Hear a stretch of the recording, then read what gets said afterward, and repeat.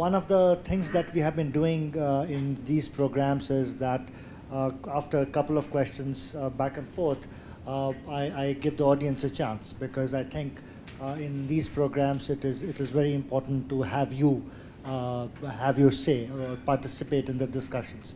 And given that I see students, some faculty members, people from Naval War College, I think it would be very, very useful that no, I'll bring up a couple of issues for both of you to discuss, and then go to the audience, and then come back to the stage. Professor Paul and Admiral Prakash, I think this is an issue which both of you can elaborate on a little bit. Professor Paul, you mentioned that in 2003, when this book was first published, that was a difficult time internationally in relative terms. I mean, the United States was still talking of India and Pakistan pretty much in the same breath. Or after 9/11, it stopped to happen, or it stopped gradually. I mean, until India was recognized as a country which was larger, more powerful, with better prospects than Pakistan. But at that time, there was also, as you mentioned, a great deal of talk about China and India. And these days, one of the noticeable differences is that we no longer feel comfortable talking about India and China in the same breath. You mentioned about China's growing reach in South Asia, in Sri Lanka, in Pakistan. With Pakistan, it has always had a very, very steady and stable relationship. Now, when we look into this decoupling of India and China in the last 15, 20 years, in some ways it's a good thing. It is because we are also being more realistic about our prospects, that we also do not have as much control as we thought we did at one point, that the economy will continue to grow by itself, sort of. The IT revolution basically favored us, and that was a bit of an accident. I mean, the way things happened, late 90s onwards. But the issue I would like you to talk about is, and Admiral Prakash has written on it a little bit, is that great powers, other than, I mean, saying that you aspire to great power status is one thing, but there are things that nations plan and do in order to be counted as great powers. I mean, China is a classic example of a country which literally planned to become a great power, aspired to be a great power status, and did those things that were necessary, whether we like it or not, or whether it's repression, whether it is authoritarian rule, and so on. But it took care of welfare, and it took care of foreign policy issues, its defense issues. It took care of its knowledge sector, its universities, innovation, and so on and so forth. Admiral Prakash, do you think that India has lagged behind in that area in particular? And while you would focus primarily on defense strategic issues, but I think it's a larger problem. That, when I think of education all the time, because I do think that, and there are lots of other people who have been arguing the same things, that the future really is going to belong to countries, large or small, which can capture the knowledge sector, so to say. Because the weapons of the future are your computer and your cell phone, really, isn't it now? I mean, the way the ruling government functions, it has recognized that the future power, or you can mold people's thinking, their actions through technology. Now, we are using what's been produced elsewhere. We are using it as a tool, but we are not producing it ourselves, right? Now, what do you think exactly is lacking in our planning and thinking about the future? Or are we just stumbling on thinking that we'll just stumble on to become a great power? While you're free to obviously talk about more of the strategic sphere, Professor Paul, perhaps you can add in a little bit, and I'll add in my little bit too.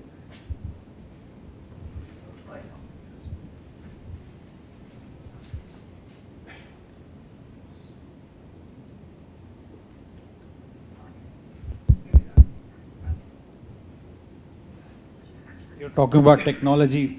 We've been defeated by the speaker. And I've been struggling with an iPhone for many weeks now, a new iPhone. Okay, I think Professor Paul, of course, is a distinguished academic who has a long history of studying India and its problems. But But I think he's been a little condescending towards India in his talk. And I think that India was more or less predestined to be a major power, if not a great power. And that is why our post-independence leadership presumed that India will one day become a great power. And we have a lot of history to show for that, because if you look at Southeast Asia, I mean the whole culturally, etc., it's all predominantly Indian culture. So we have been a great power, and there was no reason why we should not have resumed. We have territory, we have a population, etc., etc. And after independence, we added a few more factors which should have set us on the course to great power status, which is science and technology, nuclear weapons, large military, and the economy by itself, the third largest economy in the world, the largest population in the world, youth, 45% of our population is young. So all these factors, I think, predestined us to become a great power. Now, why we haven't reached that status? Of course, China became a republic in 1949. We became independent in 1947. I think both the countries were more or less at the same level technologically and economically, etc. Perhaps we were a little ahead of China at that point of time. Both China had this middle kingdom syndrome. They also believe they are destined to sort of rule the world or whatever. And India also had some kind of hubristic view of itself. So we started off by say 1950, started off more or less level. How did we diverge so much? I mean, the Chinese leadership obviously had a vision for themselves. The Mao Zedong, I think, had decided, when we were talking about Hindi Chini bhai bhai, and Nehru thought he could lead Mao Zedong by the hand and bring him to the world stage. Mao Zedong had his own idea. He knew where China was going. They were definitely going to dominate Asia, and I think he had a gleam in his eye that China will be a nuclear power and a world power one day. And that vision was then translated into many actions. You spoke about weapons. Professor Paul spoke about weapons. Now, when there was a falling out between the Soviets and the Chinese in the mid-60s, Mao Zedong kept all Soviet weaponry from a rifle, from a AK-47 to a nuclear-powered submarine, and he gave a national vision that we will reproduce, we will reverse engineer everything. We also did something similar after 1962, but the vision was lacking. So, to sum it up, I think our political leadership has had too many distractions. Perhaps the democratic system that we've adopted is inherently chaotic and given to too many distractions, whereas the communist system is straightforward, and they've paid a heavy price for it. The Cultural Revolution, the Great Leap Forward. They abolished, for example, one of the hurdles that we have today is religion, caste, and that kind of thing. The Chinese just abolished religion. So their path was made much easier. And then down the line, there are many factors. Once you're a totalitarian state, you can pursue agendas with single-mindedness, and in a democracy you have to pander to a whole lot of factors which do not allow you to have focus on. And we can come to other factors later on, but essentially I would say that the leadership, the national leadership in India has been distracted by too many things that have taken us away from the path of achieving great power status.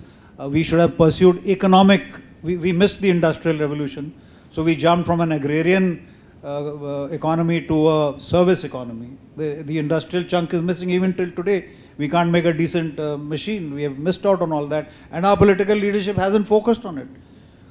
We are cheering today because we made a fighter. The whole country is cheering, but we should have done it 30, 40 years old.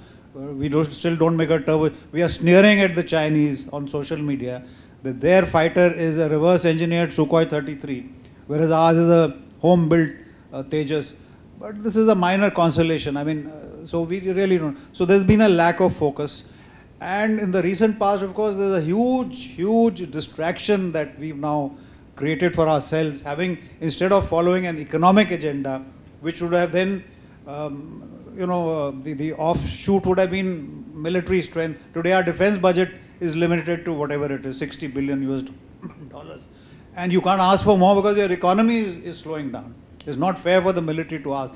If your economy was growing at 6, 7, 5%, 5.5%, we would.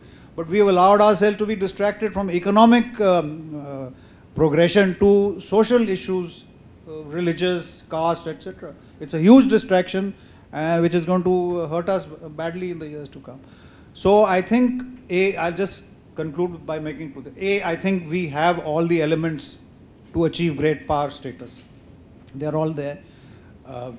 Those components of comprehensive national power. There we have economy, national resources, population, demography, etc. What we lack is the will to greatness, governance. Those kind of issues are missing. But perhaps it's not too late. If we still refocus ourselves and make a fresh start, perhaps we can get there. I will not talk about the strategic issues, which we can talk about later. I'll end. Yeah, so I don't think we have a big disagreements on many of these things. I think where I would disagree is that the transmission is not that simple as we think. It's recognition by other is not automatic. This is what I would emphasize. It requires many structural conditions to change, domestic conditions to change. But in that context, India has come a long way. The recognition was there quite a bit in the past 2 decades or so. And I would also think that the missing of industrial revolution, everybody talks about it. Well, many of our parents didn't have many things that they missed, but we also tried to go to college, even when we had difficulties. So that is, the focus is absolutely right that, for instance, right now China, the big question is why Bangladesh is getting, and Vietnam are attracting quite a few industries that left China, when everybody thought India would be the best candidate. So that, I think, is something that the political and bureaucratic elite have to really think about. What did we didn't do like Bangladesh did, or some other area. So South Asia itself are showing places where there is possibilities exist, and even social developments. A lot of it is depending on how the elite and at the different levels. This is something that I keep saying, that it is not the national leadership alone that makes a country great. National leadership has to give the leadership at the state level, the panchayat level. There has to be recognition what my job is important to make this country great. And that hasn't happened as far as I see. It's not condescending, by the way. It's just that my innocent observation is that the village officer doesn't get it when he stops a fire moving, or not giving that poor person coming and waiting for days to get a thing moving, or collecting corruption, little thing. It's not just India alone, other places too, but other places, by the way, small corruption is changing in many places. Even Indonesia, I was told, there is corruption, but it is, things get done at some point. That part is very important. I think the possibilities exist quite a bit because of the soft power itself is very important. It's the model that it has been. And I think we should be telling our elite leaders that don't shoot on your foot yourself. It may be tactically useful for electoral purposes, but in the long run, it will only hurt India to achieve this marker goal that they all won, by the way. And so that part, I think, it has to be discussed more. But the clear thinking here has to be, what are the parameters that are missing? What can we learn from others? China, by the way, is not a great model. It's not replicable for most countries in the world. People forget that China is not replicable. By the way, I have 2, 3 Chinese students in my graduate seminar. Suddenly I noticed they are not saying anything. They're afraid that their classmate may report. Is that something that you want to emulate? I don't think so. It's horrible when you think about it. Smart students, they cannot speak. They're very good in technology and other things. The technological development is very high. So that model has its or putting their Muslim population in prison camps, these are really bad models for 21st century. But they are going to get there with certain kind of push, and their wet strategy, the strategy of buying off, they're playing the colonial game up to a point, the BRI. They could be 60% of Asia's economy at some point.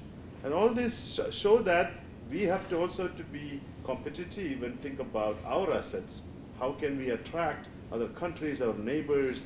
And that would require openness, tolerance to different opinions, and etc.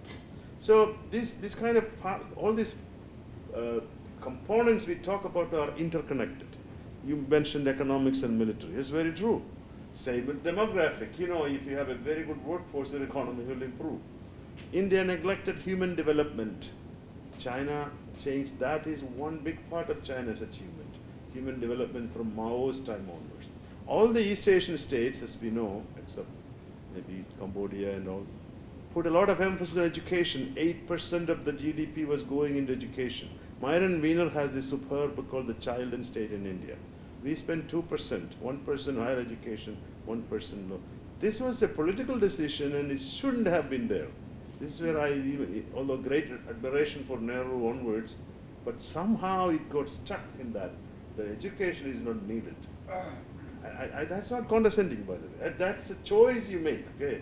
Even here in our country, Kerala spent 36% on education. But there are a lot of reasons for that. I come from there, I know the reasons for it. But we have to think of how to improve that educational sector. The educated person produces better technology, as well as hygiene, as well as quality of life, and a lot of other things that come with education in the long run. So this is something, and I would like to hear, Pushkar, your views on why human development of that caliber is kind of neglected or getting some attention now, I think, but it is still not sufficient, no?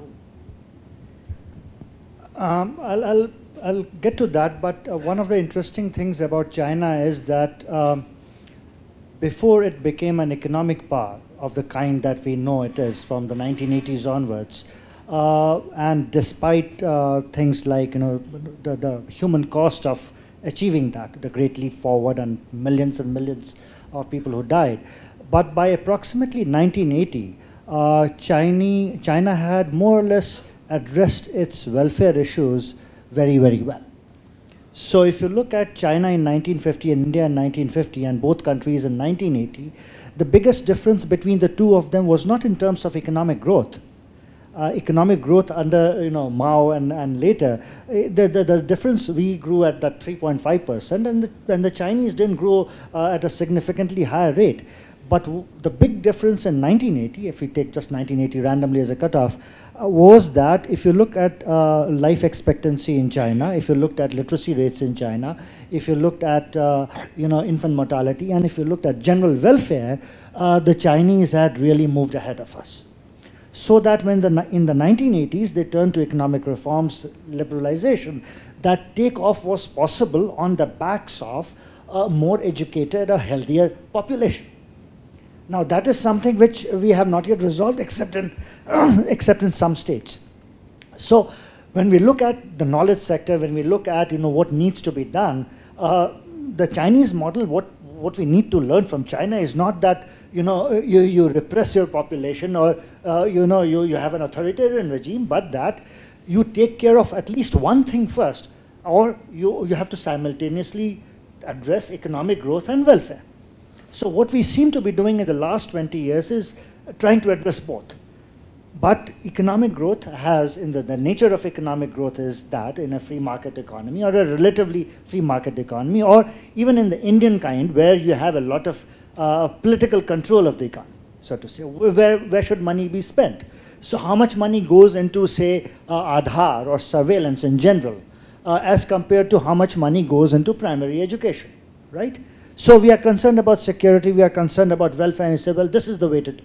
But it's also about allocation of relatively scarce resources when your economy isn't growing. So how did the Chinese manage to allocate resources in a manner that they had healthier, more educated people by 1980, and how even today we are failing to allocate resources in a manner that our population is still, a large percentage of the Indian population is not educated. If you look at vaccination rates, something, taken for granted in most countries around the world, especially poor, even poor countries. Our vaccination rates are about 80–90% in states like Kerala and Tamil Nadu. I mean, upwards of 90 in some cases. But even there we have lagged behind, and that's not an expensive process. So the point I'm getting to is that the Chinese can be a model in a different sort of way.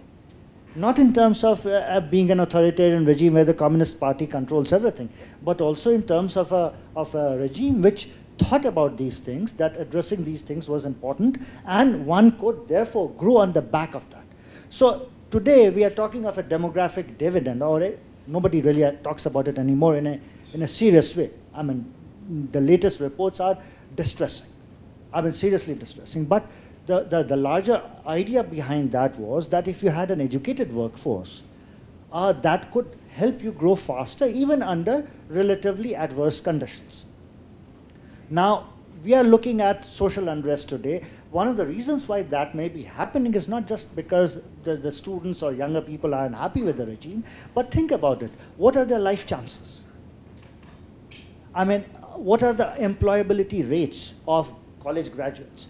You have stories, anecdotal stories about, you have, hundreds of jobs in the railways, lower level jobs, or in the police, or in some other services, and you have people with PhDs and MBAs and other kinds of degrees applying for these jobs. So either opportunities are low. Second, the quality of education part. Sure, you'll get to quality eventually. I mean, the Chinese got to quality education through, again, proper planning and a concerted push from the mid-90s onwards. Not in the 80s. I mean, just like us, they had a few, centers where a lot of money was being spent for defense purposes. And there is nothing wrong in spending on defense because it is ultimately linked to knowledge production of some kind. Now, you mentioned, knowledge production and how it has mattered in, instead of buying from France or the United States or elsewhere, why are we not producing our defense equipment? That's because our knowledge sector has lagged behind. We started off very well. Somewhere we have lost our way. The Chinese did not. The Chinese started to build great universities from the 1990s onwards, and these universities have left our IITs behind. Are the most prestigious research centers. Yeah, sure, there are good ones, ISRO and others, but again, we need more. People say, you're attacking the best universities in the country. Today, students from IITs are, turning out to protest. But the point is, what you need is more GNUs, more IITs, more everything, but you need that providers of knowledge, people who can create new knowledge.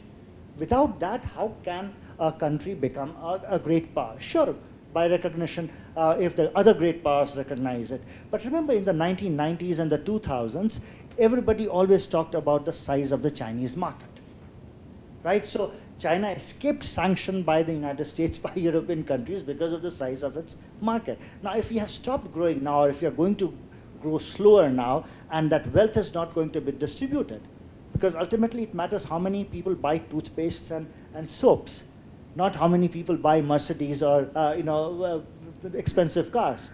It depends how many packets of biscuits are sold, or how many packs of butter are sold, how much milk is consumed. Right? So I think that is the way to look at China. I think we have been looking at China the wrong way. I want to make a small intervention quickly. You mentioned that it's not just leaders that matter. People on the ground also have to work to make the system successful. I think we faulted there. Successful countries choose the best people available to rule them.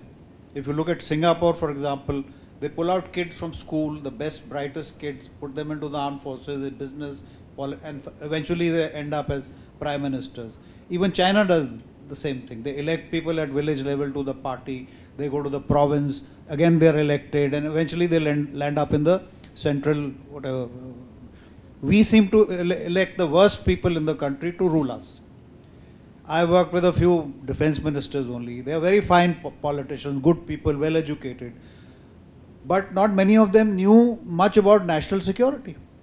And that's true of, I can ask you how many ministers of HRD know much about basic education and what have they done for it.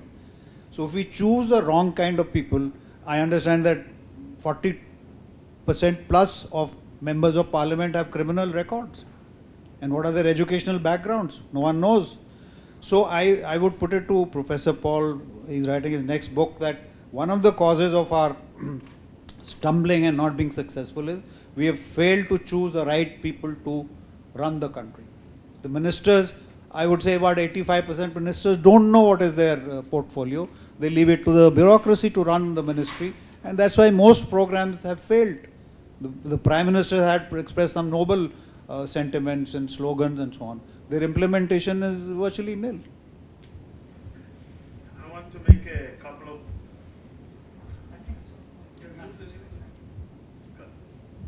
of observations. There is a very impressive literature on developmental states, of East Asian states, Korea, Taiwan, that where Korea, by the way, was poorer than Pakistan in 1945, not 1950. Pakistani cities where the Korean elite came to study Karachi, how to run a city. Can you imagine now? I mean, I don't know how many have been to Korea. If you go to Seoul, the public transportation system, even the way people behave to you, it's a crowded city, but you get impressed like hell. I mean, how did these people become so smart in the daily interaction? You know how that happened? They also had lousy politicians, by the way. They were authoritarian types. It's the bureaucrat who changed it. It's a passionate, Atul Kohli has his great book about developmental state. You should read that.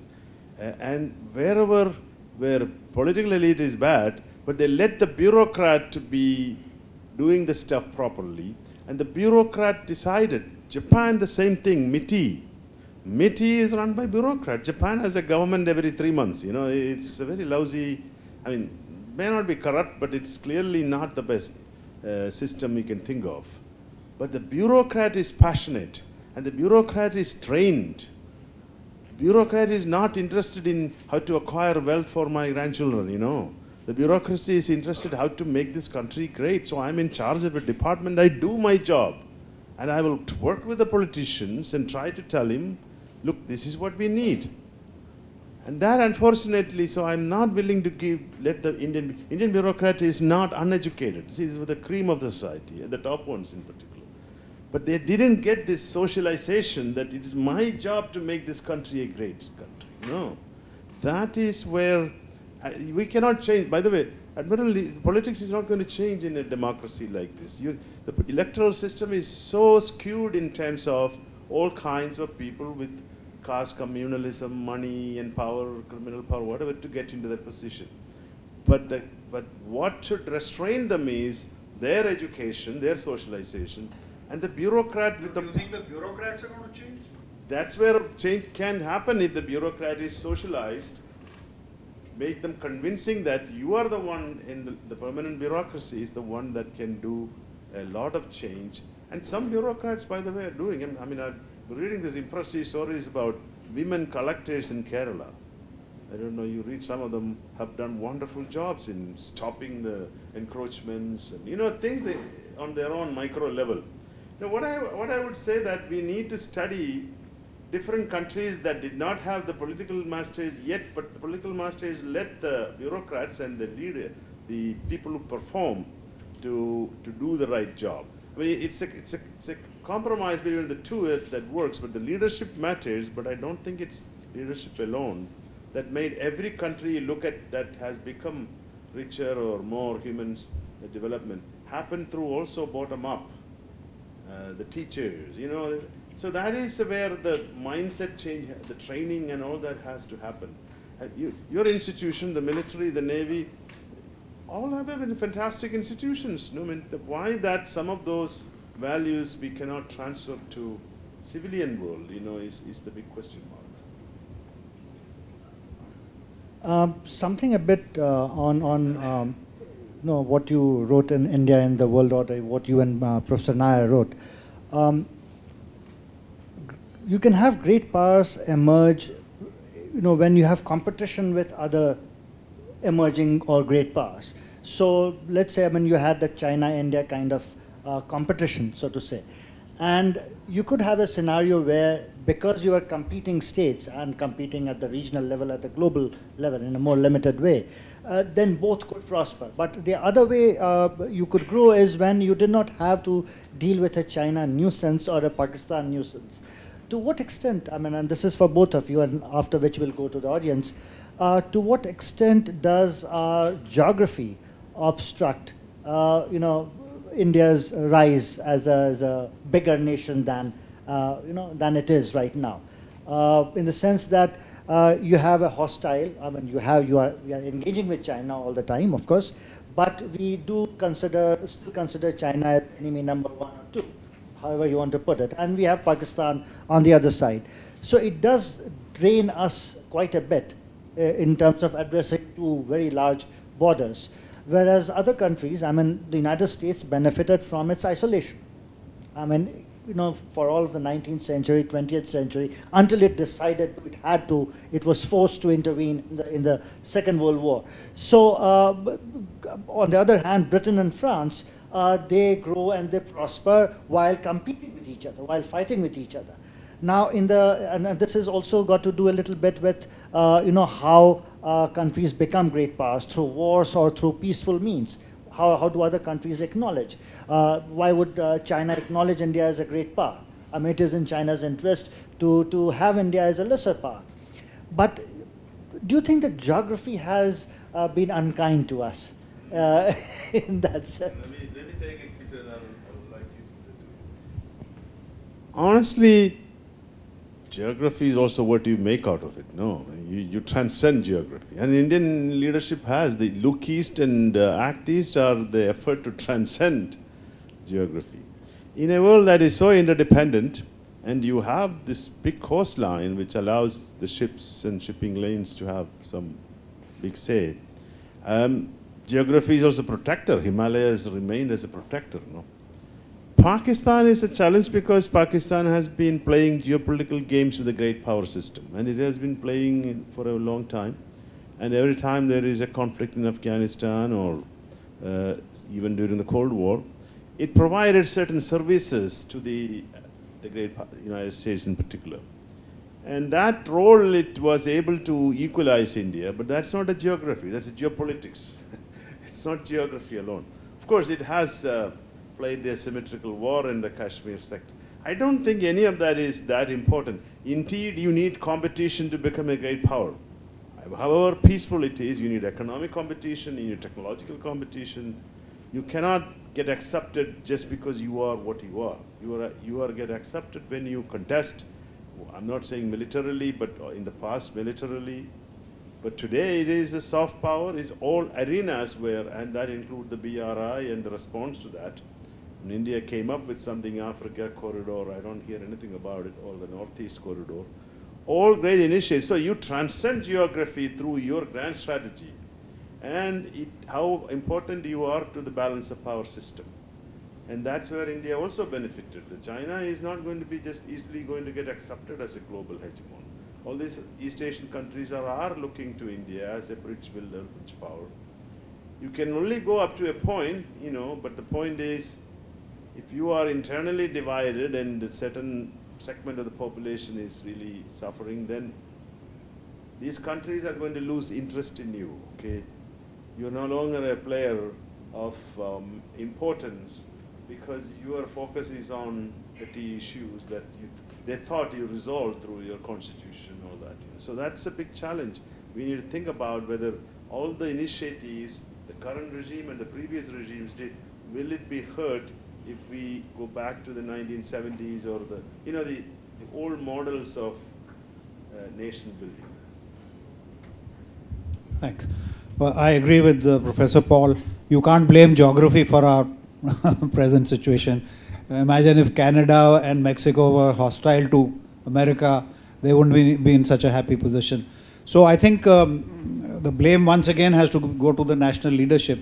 Had we anticipated China's moves into Tibet or done something about it at that time, perhaps we wouldn't be in this situation. Had we not disdained the use of force or understood better how to use military force, we wouldn't have lost the 62 war. And thereafter also, we've not handled Pakistan as we should have handled because of our weak strategic culture. The politician has been so engrossed in politics that he's paid no attention. We don't have a national strategy, national security strategy, or a national doctrine. The armed forces are just making do with whatever jugaad they can think of. The present regime brought in a breath of fresh air by being, standing firm against Pakistan and striking them back. But once again, this surgical strike issue has been overtaken by politics. It has become a political